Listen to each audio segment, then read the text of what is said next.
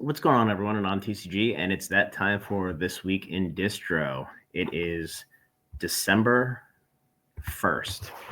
It's getting cold outside in the Northeast here.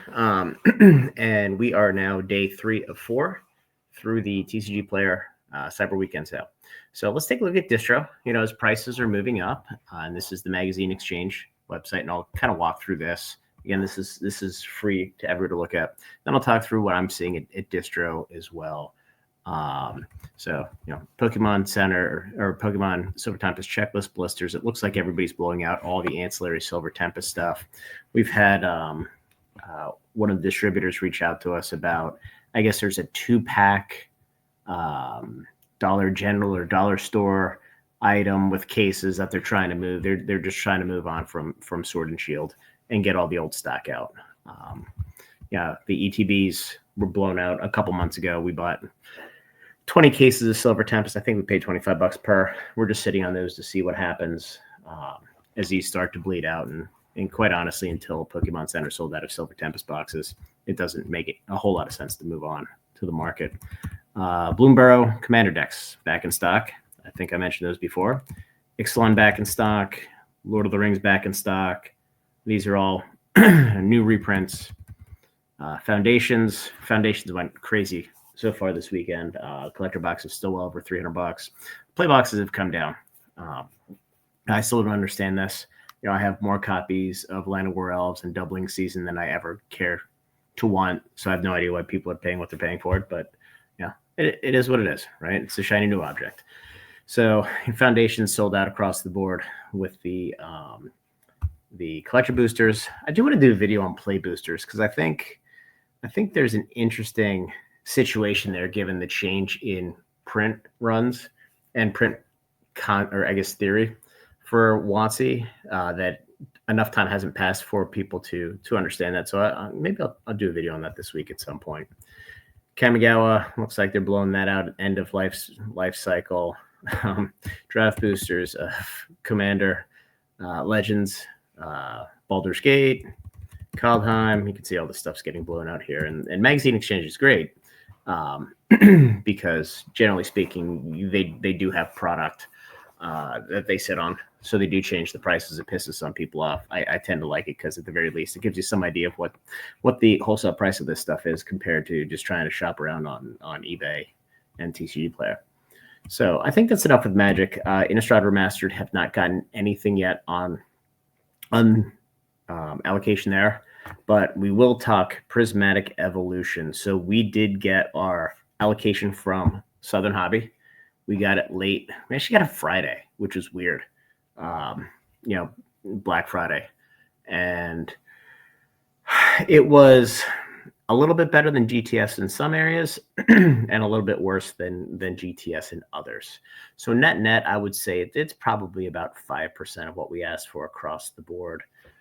If we didn't ask for way more than normal, call it, probably 5%, quite honestly. $2,000-$3,000 worth of product when we ordered $60,000 of stuff from each distro. Knowing full well that if we got it, we would take it and we pay for it and have no issues. It's just, the product is so insanely difficult to get a hold of. We should get final numbers from PhD this week. We should at some point get numbers from Alliance. Haven't heard anything there. They're a little bit more expensive of the Pokemon side than anybody else. So that's an interesting one. I don't think they're as popular as Southern is. Southern's kind of the lowest price point there, and they tend to cycle things through relatively quickly. But we haven't gotten anything on the second wave of items. We haven't gotten anything on the booster bundles. We haven't gotten anything on the tins. No, we did. We did get the tins. We did get the booster bundles, and we haven't gotten the little Eevee pouch thing.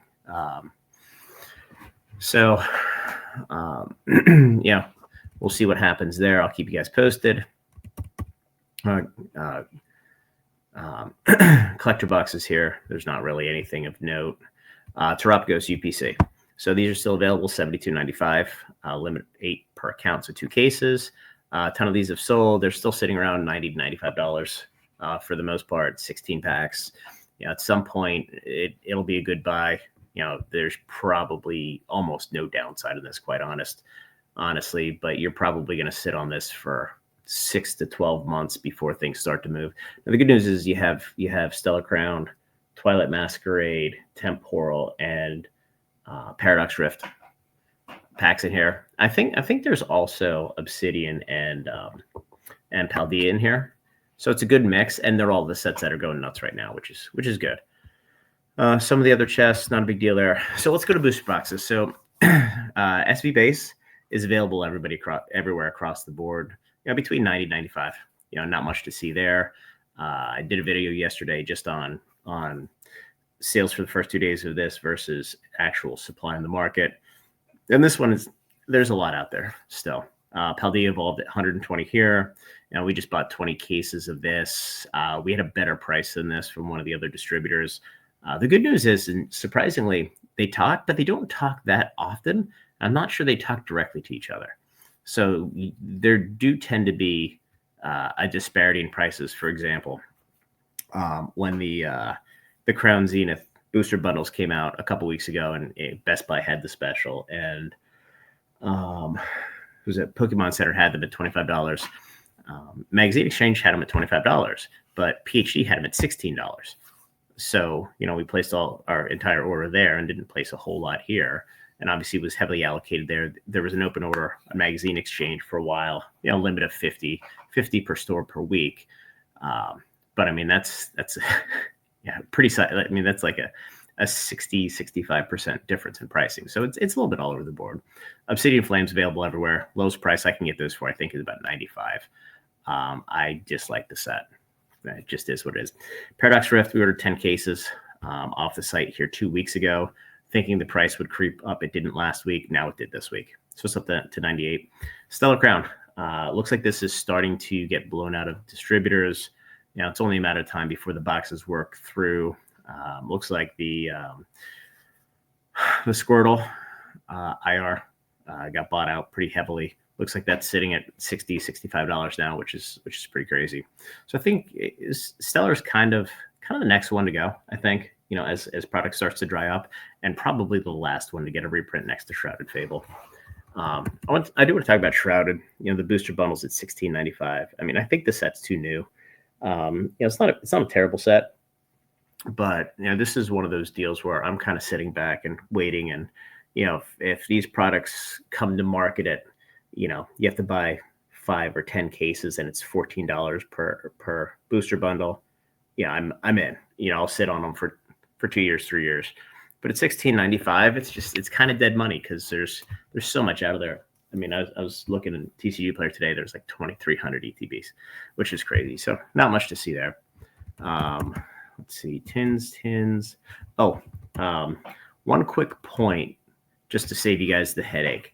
So I don't know if everybody saw it, but I guess the V Strike tins or whatever from Walmart, people were opening them and generally getting 2 Evolving Skies packs. Not every time, but they were they were more often than not.